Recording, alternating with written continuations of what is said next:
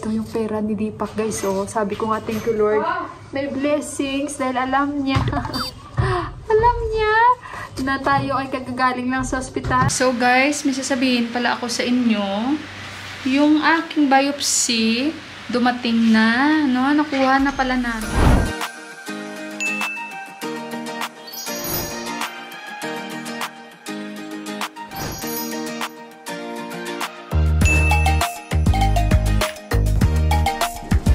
Nandito na si Deepak. So, ayun, kasi may work pa siya. Ako, hindi pa ako tapos, nag-i-edit pa rin ako. Umuwi yung asawa ko, may dala siyang 2 certificates from Wikipedia. And syempre, congratulations Wikipedia, not sa Wikipedia. mga kasama ni aking husband. Ayan o, Wiki Loves Earth. 2. We feel proud to provide the certificate appreciation to your contributions. Wiki Loves Earth as a participant. Wow! Ayan! Thank you! And of course, sa mga participants din. And ito yung pera ni Deepak, guys. Oh, sabi ko nga, thank you, Lord. May blessings dahil alam niya. Alam niya na tayo ay kagagaling lang sa ospital. So, may 10,000 si Deepak na uwi. Sana yung envelope, anak. Anak, you give and the 2 pictures, anak. Show them. Yung ID ni Deepak, oh, ayan. I don't know. Ayan! Congratulations, my loves! Oh, tamang-tama kasi kailangan natin magbayad ng tuition fee ni Yuan. Pay time na for the school. And ayan, yung kanyang 2 anak, yung isa pa. Ayan. So, congratulations, Papa! Yung isa pa, anak. Kaya nga, diba? Tsaka, syempre guys, nakatanggap din ako ng sahod ko. And, syempre nang dahil sa hindi ko kay Deepak, ikaw nang bahala kasi ka naman lahat. So, ayan. At, ayun ulit, hindi tayo pinapabayaan ni Lord. So, ayan, pag may lumabas, may dumarating. Di ba, guys? So, pera, kikitain lang natin yan. Yun naman ako lagi, guys. Kitain lang natin yan. And, plus, may suporta din tayo sa mga taong nagmamahal sa atin. So, ayun. Balikan ko kayo at maingay dito sa... Welcome sa ating vlog. Ito ang aking kinakain, digestive, dahil ubos ko na. So, pag medyo nakakaramdam ako ng gutom, ito yung aking kinakain. So, nakita niyo yung previous ko na video. Ayun, may uwi si Deepak kahapon. Ayun nga ang nakuha niyang prize. So, napakalaking bagay yun, guys. Ano? Congratulations again. And syempre sa mga kasama niyo. Papagaling pa rin tayo. Bukas maliligo na ako, guys. Kaya, ang dami ko ng libag. Libag. Si Sis Mila. 2 pala ito. Kasi okay yung chan ko dito. Yan na naman yung background ko, guys. Baka masyadong, alam niyo yun, nasa ulap na naman tayo. And so, medyo okay, diba? Dito si Yuan kasi nga, may mga ubo-ubo. Ayan. So, ang dami ko na pala mga libag-libag, guys. So, kaya bukas, pwede na ako maligo after 2 days. And, subuksan natin ito. Gusto kong i-shout out Miss J, Joanna, Miss Joanna. Alam ko, sobrang busy ka. Kahit hindi mo na yun isisin yung message ko, si Deepak na lang kasi nga, may nakausap na siyang tao. Pakisin naman yung message ni Deepak sa WhatsApp dahil may tao na siyang nakausap, I think, na pwedeng mapadalhan ng lens. Kasi yung lens ni Deepak, guys, nasa UAE, no? Pinaayos ni Miss J yun. Siya kasi din ang nagsabi na ipaayos niya. So, pinadala namin yun. And dinala niya. So, kaya, ayun, may tao nang pwedeng magdala. May nakausap na si Deepak. So, please, Miss J or kay Michael, nanonood ng vlog ko. Kasi alam ko, busy-busy yan si Joanna. So, pakiabot na lang itong message ko na si Deepak nagme-message na sa kanya. Sa kanyang WhatsApp, dahil alam ko sobrang busy. And dito ko na lang idaan kasi baka hindi niya pa rin masisin yun sa WhatsApp. So, Mike, please, kung nanonood ka rin, and ayun, pakiabot na lang kay Miss J na pakisin naman yung message ni Deepak. Dahil, yun, na baka yung tao makauwi na ng Nepal ba? At sayang din na pwede niyang madala yung lens kasi nakausap ni Deepak. So, I hope na mapanood niyo ito. And, sorry Miss J kung dito ko dinaan yung paabot ko ng mensahe. Kasi, hindi ko na rin alam kung paano kita kontakin. Kasi nga, yung ate ko nahiya din naman mag-message or tumawag. Siguro kinausap ko na rin yung ate ko. But anyway, kung mapanood yung man to or hindi, but at least nagpaabot ako ng message. At least alam ni Deepak at makapagsabi siya sa tao na yon. Binigyan ako ni Iwan. Prinsesa ako, kaupo, kain, lakad-lakad. Okay na tayo. Tayo na naman yung itatrabaho dito. Kaya konting muna, palambing-lambing. Diba guys? Si Yuan nagluto daw ng itlog. Sabi ko, wag ka magluto-lutoan na kasi. Tapos itlog, may ubo ka. Medyo lumakas-takas na yung boses ko. Unlike before. Sabi nila, pag wala ka na daw abdo, mabilis ka na daw tumaba. Totoo ba yun? Or baka depende sa katawan. Pero hindi ako takot tumaba. Kasi nung wala pa ako may dinaramdam sa aking sikmura sa unang work ko, bilugan ako talaga, malaman ako. Hindi ako tabain. Pero simula nung nakakaramdam na ako sa pangalawang work ko, sa mga kaligitnaan ng sikmura ko, doon na nag-start yung nagpapayat ako ba, yung parang pumapayat ako. Tapos, nagigain nga ako, pero parang hirap ako mag-gain ng kilos. So, grabe ako kumain, ako tumataba. Siguro isa din yun sa reason, yung bato ko.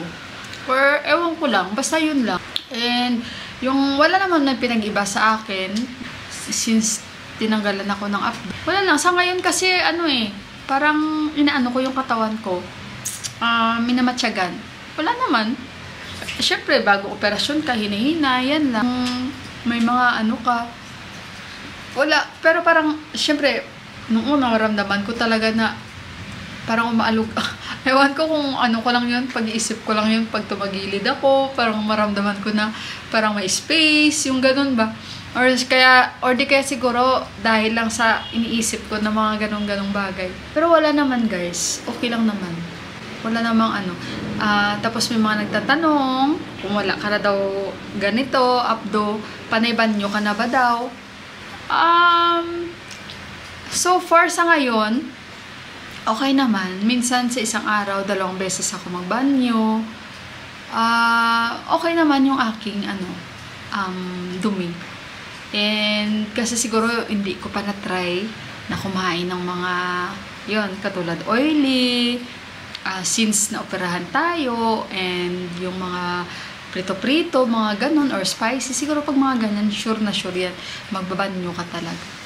So, kaya minsan, ayan, sabi ko, paano kaya kung nasa travel kami? Like, syempre, di ba, hindi maiwasan, kain-kain. So, kailangan pala talaga mag-pampers na ako para ready. Kasi, tinry ko yung chan ko, 2 days ata, 2 araw pa lang bago kami umuwi. Hindi, nung umuwi na kami dito, tinry ko minom ng glucose, no, para may energy. So, tinimplahan ako ni Johan. Uminom ako. Alam nyo guys, parang ATM yung chan ko. Yung ATM, alam nyo yung pera na yung parang ilalabas na niya. Ganun guys, na walang paalam talaga. So, dumiretso agad ako sa banyo. Yun lang na experience ko. And kung gaano kadami yung sinip ko sa glucose na yon, ganon din kadami yung nilabas ko. So, sabi ko, ito pala, maganda pala i-explore, yung malaman mo kung ano yung ayaw niya sa tiyan mo, and malaman mo kung ano lang yung dapat mong kainin, at mga hindi. Sa ngayon yan, kasi yan ang sabi ni Doc sa akin. Sa ngayon, pero after nyan, pwede mo nang kainin kung anong gusto mong kainin. Normal, pero syempre, huwag kang kumain ng masyadong madami kasi syempre sasakit yung tiyan mo. Yan lang ang reminder ni Doc. Pero kain ka pa din kung anong gusto mong kainin. Basta always remember, wala na yung huwag ka na kumain ng maanghang. Hindi naman ako pala kain ng maanghang. Tapos yung mga oily, yan. Ayan, kung kakain ka, mag-pampers na lang ako. At least, diba, nakain ko yung mga gusto ko. So, kakain pa rin So, kaya, ayun guys, trying to, to be normal again, and wala man akong ikakwento na sa inyo, kasi syempre, ito man ang journey ko. Ang pwede ko lang ma-share sa inyo. Wala man ako ma-chismis sa inyo. So, ito lang yung ma-chismis ko sa inyo. Yung aking, guys, yung aking journey. Yan. Sa ngayon lang ang aking may share sa inyo based on my experience. Hindi naman lahat same ang experience dahil ang mga katawan natin iba-iba naman. So, ayun, and salamat sa mga nagsusuporta sa akin sa Facebook page ko. And, ayun, sana, ito na yung time na tataba na talaga ako. Para kahit paano makabawi-bawi tayo. And, sana bumalik na talaga yung katawan ko before na medyo may laman-laman. And, gusto ko talagang tumaba. Yun lang, guys. And, actually, before ako pirahan, nasa 50 ako 50 lang talaga. After na operasyon, naging 48 ako. Ngayon, 48 ako, guys. So, syempre, nag-liquid diet tayo. Baka lalong bumaba. No? Naging abnormal. Abnormal na lalo. So, kaya, ayun. And yung mga kaibigan ko, sinasabihan nila ako, ganito, ganyan. So, ayan, salamat sa kanila. And, of course, ngayon kasi nag-adjust tayo. So, guys, may sasabihin pala ako sa inyo.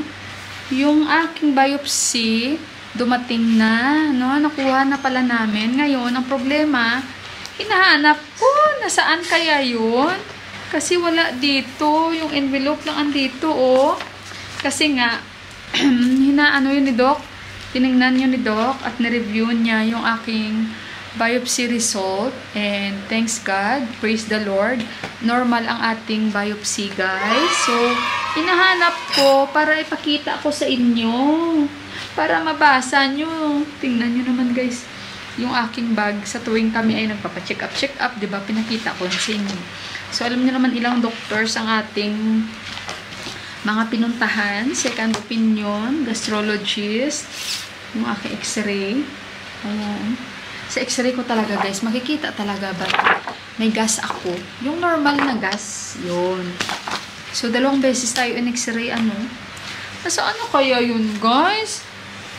Pero wala namang problema sa biopsy ko, guys. Ano, normal siya. Kaya sabi ni Lord, your biopsy came.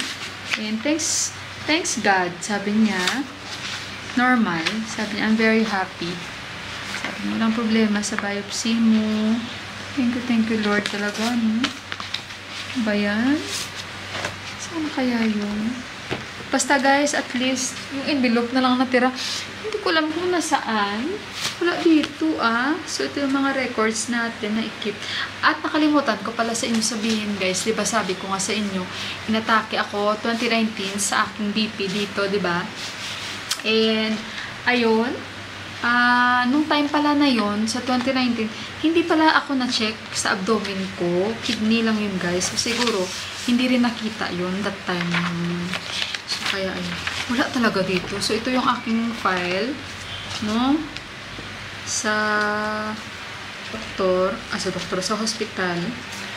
Mga yung pag-investigate nila, yung mga ECG ko, dito lahat yung mga bago kong records, ultrasound. Alam nyo ba, guys, nagpasalamat talaga ako kay Lord ulit. And hindi ako magsawang pasalamat. Diba may cyst ako sa uterus? Nung bago ako operahan, inanulit ako, diba? Ultrasound. Wala na yung cyst ko. Natunaw na siya. So, hindi na siya nakikita. And yung cyst na yun, kasi nga, sabi naman sa akin ng doktor, normal siya na cyst. Yung parang, ewan ko, ano ba yung tawag dun? Yung nawawala lang siya, natutunaw lang siya, guys. Yung water na, hindi ko alam, basta natutunaw lang daw yun kahit yung cardiologist ko nagsasabi na, don't mind this kind of cyst. Kasi this kind of cyst normal, it will disappear itself. So, tama nga siya. Kasi nga, di ba, bala ko pa naman na ipapakuha yun. Pero, thanks God talaga that day na, na in-ultrasound ako. Wala. Ayan, talagang, yung aking, wala. Saan ba? Nakikita, Ayan, di ba? Sa baba kasi yan mag-appear sa pelvic. No, yung una kong scan, di ba? Meron siya. Ito, papakita ko lang sa inyo. Ayan, sandali, guys, kasi sa una kong, right. Ito, tingnan nyo. Ito yung una kong x-ray, ultrasound. O, yan, diba? Right. Then, paano yun? Isabihin? Right adenicial, adenixal, Simple cyst. Alam mo, nagdudurbil si Buwanan dyan. Sino mga nagdudurbil na yan? Yung extra ko na bandage. Kasi sabi sa akin, ng nurse, pag naligo ka na after 2 days, i-anuin mo, lagyan mo ulit ng bandage. Tag 50 rupees. Para lang ito sa pusod. Kung subukin di kami dalawa. Tingnan na natin. Sino kaya yan? Deliver pala yung sa rice. Thank you, bye! Si daddy niya sa baba. So, ayun guys, tinignan ko. Pumasok na lang siya, nag-deliver siya ng bigas. Bumili si Deepak. So, ayun guys. At thank you Lord. Normal yung ating biopsy. Kasi nga, pinabiopsy pala talaga, no? So, mas maganda din yun para to make sure na talagang siguro naman kahit ano, pasensya na kayo guys, oh. Dahil nga dami ko ng mga libag-libag. Kaya kailangan ko na talagang maligo. So, fully bukas, makakapagligo na tayo. So, ayun guys. Oh, kalat-kalat ang aming bahay. Kaya pagpasensyahan nyo. Si Deepak naman yung maglilinis. Maya-maya konti nandyan. Ayan.